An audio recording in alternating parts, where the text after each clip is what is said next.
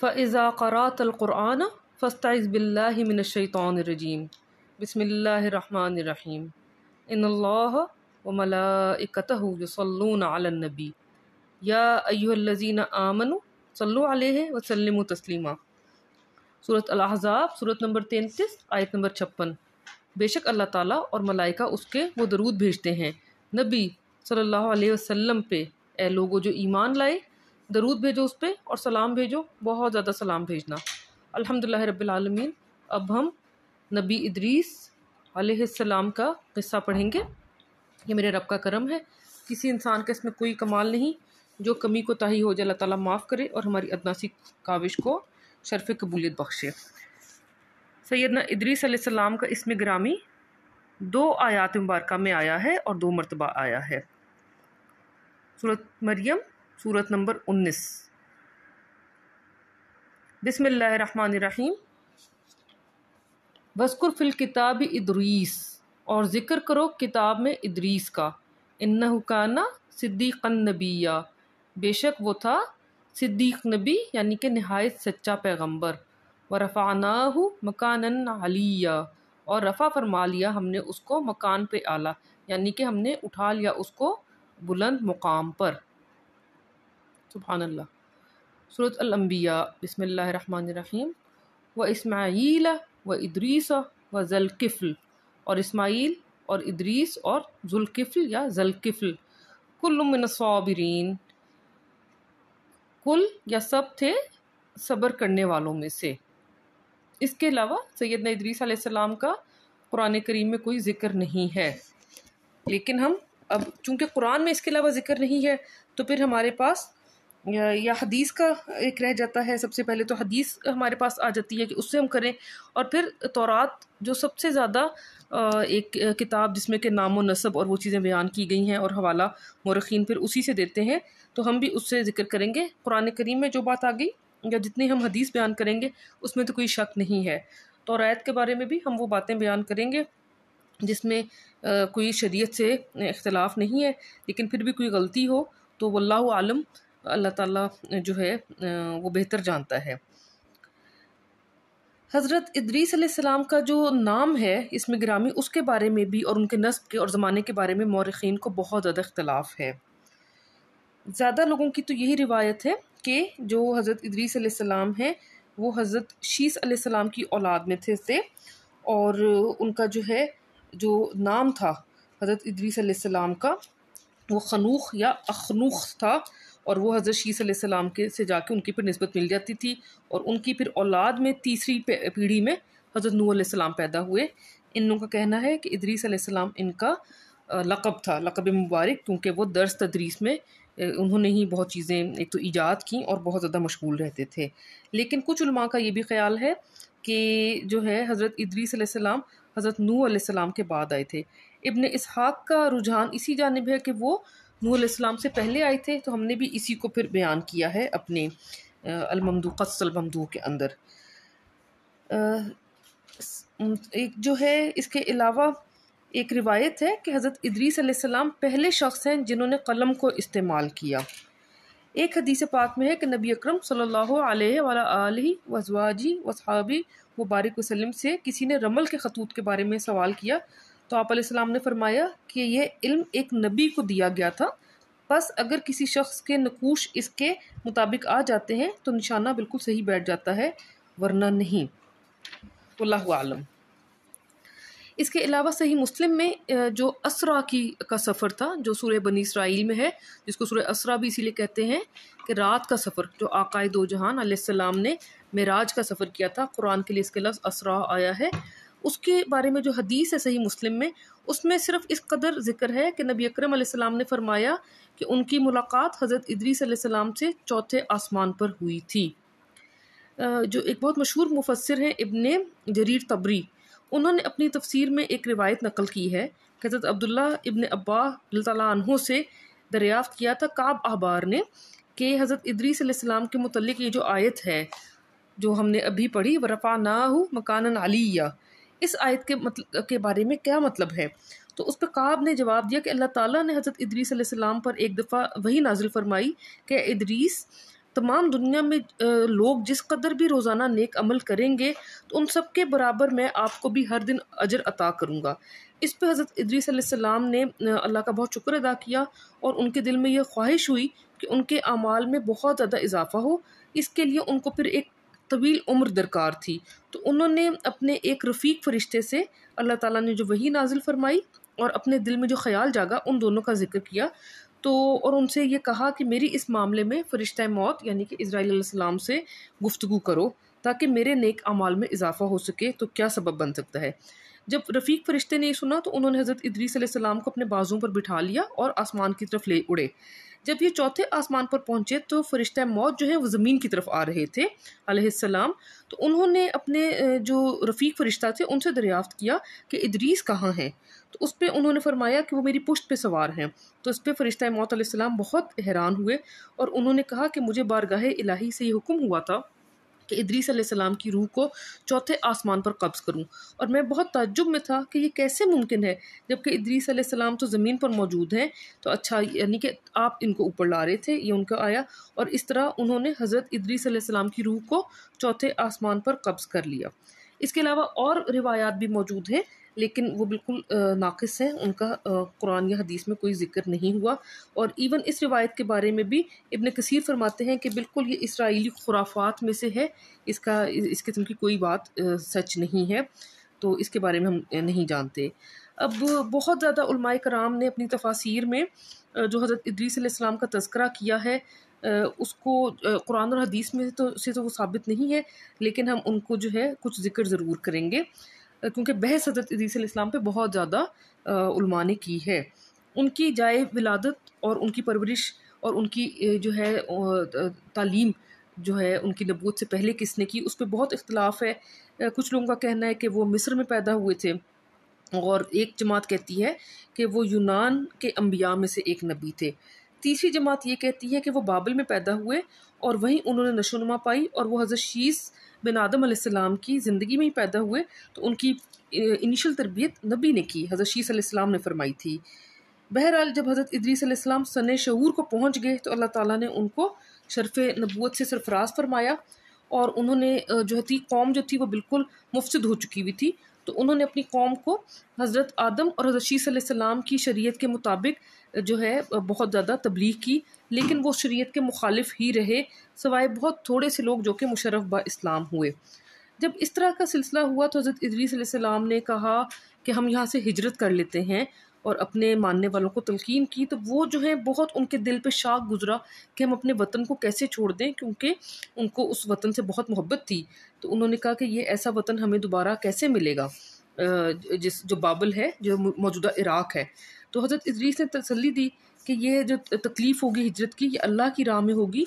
तो अल्लाह की बहुत ज़मीन वसी है और अल्लाह हमें इसका नेबुल बदल ही देगा। सो जब उन्होंने उनके साथी भी रज़ामंद हो गए तो ये जमात जो थी, जो मुस्लिम जमात थी, ये मिस्र की जानिब हिजरत कर गई। और जब वो दरियाए नील के करीब पहुँचे तो उन्होंने वहाँ पे देखा कि सरज़मीन तो इतनी शादाब है। तो उन्होंने फिर अपनी जमात से हज़रत इदरीस से फरमाया कि बाबिलियून है, यानी कि ये बाबिल की तरह का मकाम है, क्योंकि वो भी इराक़ की तरह बहुत शादाब था। तो इतनी बेहतरीन जगह मुंतखब की और नील के किनारे वो लोग बस गए। तो हज़रत इदरीस की वजह से फिर इस जगह को अरब के अलावा बाकी तमाम जो कदीम अक़वाम थी वो बाबिलियून ही कहते थे और अरब ने इस जगह का नाम फिर मिस्र कह के बताया। हज़रत इदरीस और उनकी जमात ने जब मिस्र में सुकूनत इख्तियार कर ली और हज़रत इदरीस ने पैगाम इलाही दिया, अमर बिल मारूफ़ और नही अनिल मुनकिर का पैगाम देते रहे।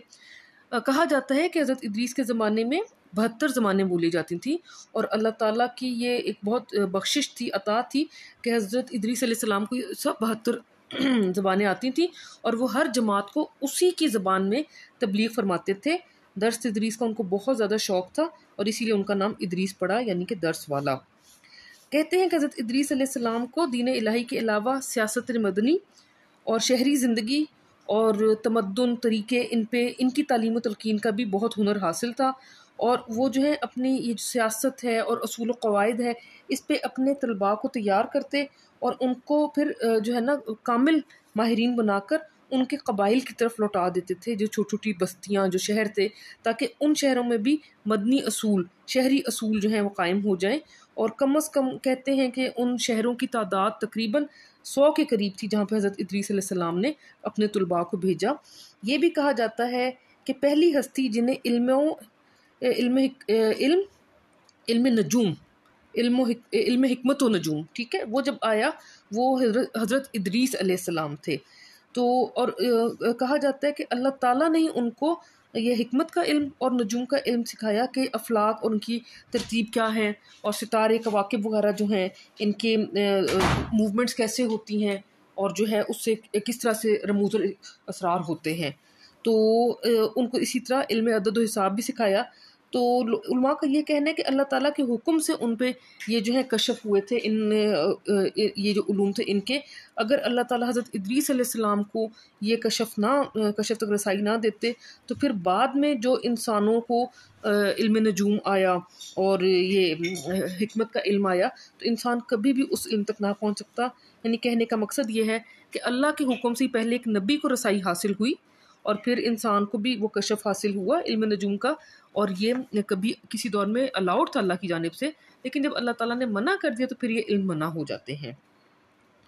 اسی طرح یہ بھی کہا جاتا ہے کہ حضرت ادریس علیہ السلام کو اتنا علم حاصل تھا سیاست پہ اور قوانین و قواعد پہ کہ انہوں نے جو دنیا کے قطعے تھے، دنیا کے جو حصے تھے ان کو 4 حصوں میں، 4 برابر حصوں میں تقسیم کر دیا، ربع میں، اور ہر ربع کا ایک حاکم مقرر فرمایا، اور اس کو جو ہے انہوں نے کہا کہ زمین کے اس حصے کی سیاست و ملوکیت کے ذمہ دار تم ہو، اور اس حاکم کے لیے ضروری تھا کہ وہاں پہ قوانین شریعت کو ان کو جو ہے وہ رائج کرے گا، اور پھر وہ جواب دہ ہوتا تھا۔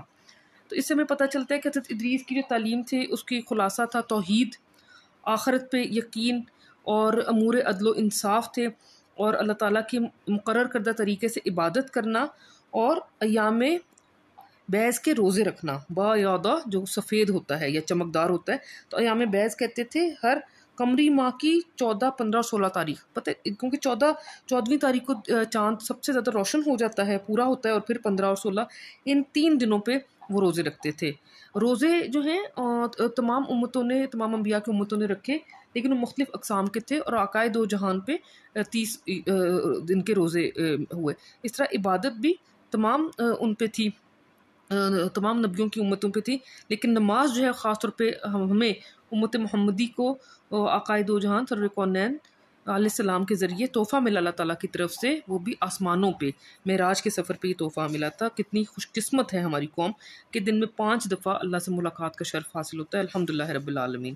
اسی طرح جہاد پہلی دفعہ حضرت ادریس علیہ السلام نے کیا، اللہ تعالیٰ کی راہ میں زکوٰۃ ادا کرنا، طہارت اور نفاست کے احکامات، اور خاص طور پہ جنات سے، کتے سے اور خنزیر سے اجتناب کرنا، نشہ آور شے سے پرہیز کرنا، یہ سب حضرت ادریس علیہ السلام نے تفصیل سے سکھائے۔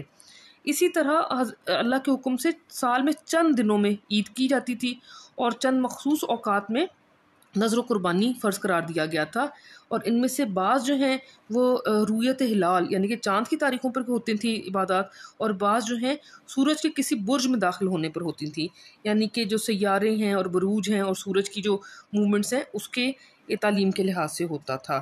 اسی طرح جو نذر و قربانی کا ہم نے ذکر کیا، کہتے ہیں کہ ادریس علیہ السلام کی قوم پہ اللہ کے حکم سے ہی 3 طرح کی نذر و قربانی تھی، یعنی کہ خوشبوؤں کی دھونی دینا، جانور کی قربانی، اور اس کے علاوہ میووں، پھلوں اور پھولوں کی جو موسم آتے ہیں تو موسم میں سے جو پہلی چیز ان کو ہو اس کی نظر دیتے تھے وہ۔ اس کے علاوہ حضرت ادریس علیہ السلام نے اپنی امت کو بشارت کی تھی آنے والے انبیاء علیہ السلام کے بارے میں۔ انہوں نے بتایا تھا ان کو کہ میرے بعد بھی دنیا میں بہت سارے انبیاء آئیں گے، اور ان میں جو خاص خصوصیات ہوں گی کہ توحید کا درس دینا اور اللہ تعالیٰ کے احکامات کا، ان کی وہ بشارت پہلے ہی کرتے تھے۔ کہا جاتا ہے کہ حضرت ادریس علیہ السلام وہ شخص تھے جنہوں نے اللہ کے حکم سے اللہ کی مخلوق کو 3 طبقات میں تقسیم کر دیا: کاہن، بادشاہ اور رعیت۔ کاہن وہ تھے جو سب سے پہلا درجہ تھا، جو کہ ظاہر علماء کرام وغیرہ ہوتے تھے، اور ان کا درجہ سب سے بلند تھا، لیکن ان کی ذمہ داری بھی سب سے بلند تھی، کیونکہ انہوں نے اللہ کے آگے جواب دہ ہونا تھا اپنے نفس کے بارے میں، بادشاہ کے بارے میں اور رعایا کے بارے میں۔ نمبر 2 پہ بادشاہ تھے، انہوں نے اپنے نفس کے بارے میں اور رعایا کے بارے میں اللہ کو جواب دینا تھا، اور تیسرے درجے پہ رعایا تھے جو صرف اپنے اور اپنے اہل خانہ کے بارے میں اللہ تعالیٰ کو جواب دیتے۔ تورات میں حضرت ادریس علیہ السلام کا حلیہ بھی بیان کیا گیا ہے کہ ان کا گندمی رنگ تھا، اور جو ہے ایک درمیانہ قد تھا، سر پر بال کم تھے، خوبصورت اور خوبرو انسان تھے، گھنی داڑھی تھی، اور ان کے جو ہے چہرے میں اور جسم میں مضبوط ان کے تھی، ملاحت بھی تھی لیکن مضبوط فیچرز تھے، بازو مضبوط، کندھے چوڑے تھے، ہڈی مضبوط تھے وہ دبلے پتلے، اور ان کی چمکدار سرمگی آنکھیں تھیں، گفتگو بہت باوقار کرتے تھے، خاموشی پسند تھے، سنجیدہ رہتے تھے، چلتے ہوئے بہت متین نظر آتے، نگاہوں کو نیچا رکھتے اور ہر وقت فکر و خوض میں گم رہتے، اور جب ان کو غصہ آتا تو اتنا غضبناک ہو جاتے تو غضبناک ہو کے بات کرتے ہوئے شہادت کی انگلی سے بار بار اشارہ کرتے تھے۔ کہا جاتا ہے کہ ان کی عمر 82 سال تھی، اور وہ ایک انگوٹھی بھی پہنتے تھے جس پہ عبارت تھی کہ اللہ تعالیٰ پر ایمان کے ساتھ صبر فتح مندی کا باعث ہے، الصبر مع الایمان باللہ یورث الظفر۔ اس کے علاوہ کہتے ہیں کہ وہ اپنی کمر کے ساتھ بھی ایک باندھتے تھے ایک پٹکا جس پہ ایک تحریر ہوتی تھی کہ حقیقی عیدیں اللہ تعالیٰ کے فرائض کی حفاظت میں پوشیدہ ہیں، اور دین کا کمال شریعت سے وابستہ ہے، اور مروت میں کمال دین کی تکمیل ہے۔ اسی طرح وہ نماز جنازہ کے ٹائم پہ بھی ایک پٹا باندھتے تھے جس پہ لکھا ہوتا تھا کہ سعادت مند ہے وہ جو اپنے نفس کی نگرانی کرے اور پروردگار کے سامنے انسان کے شفیع اس کے نزدیک اپنے نیک اعمال ہیں۔ واللہ عالم کہ یہ پٹے انہوں نے کبھی باندھے یا نہیں۔ حضرت ادریس کے پند و نصائح اور آداب و اخلاق کے بہت سارے جملے مشہور ہیں جو کہ ابھی تک رائج ہیں، لیکن ہم ان میں سے صرف چند بتائیں گے۔ انہوں نے فرمایا کہ اللہ کی بے کران نعمتوں کا شکر انسان کی طاقت سے باہر ہے، شکر ادا کرنا۔ دوسرا کیا؟ حکمت روح کی زندگی ہے، اور پھر یہ کہ جو ضروریات زندگی سے زیادہ طالب ہوا وہ کبھی قانع نہ ہوا۔ اب وہ اتنے جو ہے پڑھے لکھے اور اتنے درس و تدریس والے آدمی تھے، تو علماء کی ایک جماعت کا یہ عقیدہ بھی ہے کہ طوفان نوح سے قبل دنیا میں جس قدر علوم شائع ہوئے ان سب کے معلم اول خنوخ نبی یعنی کہ حضرت ادریس علیہ السلام تھے۔ واللہ عالم۔ ہم نے بس یہ بھی بتا دیا کہ قرآن کریم میں کتنا ذکر ہے اور جو ہے حدیث پاک میں کیا ہے، اور پھر تورات میں کس طرح کے ذکر ہیں، تو اللہ تعالیٰ قبول فرمائے، اور اللہ تعالیٰ ان نیک ہستیوں کے صدقے ہمیں ان کی جو ہے جنت میں ان کے دست شفقت اور ان کے ماننے والے، ہم تو بہت گنہگار ہیں کہ انبیاء علیہ السلام کا دست شفقت ہمیں نصیب ہو۔ ہمیں تو ان کے جو پیروں کی مٹی تھے صحابہ کرام، ان کے پیروں کی مٹی، اولیاء کرام اور ان کے پیروں کی مٹی سے بھی بدتر ہم لوگ ہیں، تو اللہ تعالیٰ ہمیں ان کا جو ہے نا سائے نصیب فرمائے، اگر ہمیں اللہ بخش دے اور جنت میں ہمیں داخل کرے اور عذاب الہی سے بچائے۔ اللہم آمین ثم آمین۔ صدقہ جاریہ سمجھ کے شیئر بھی کریں۔ جزاکم اللہ خیرا کثیرا۔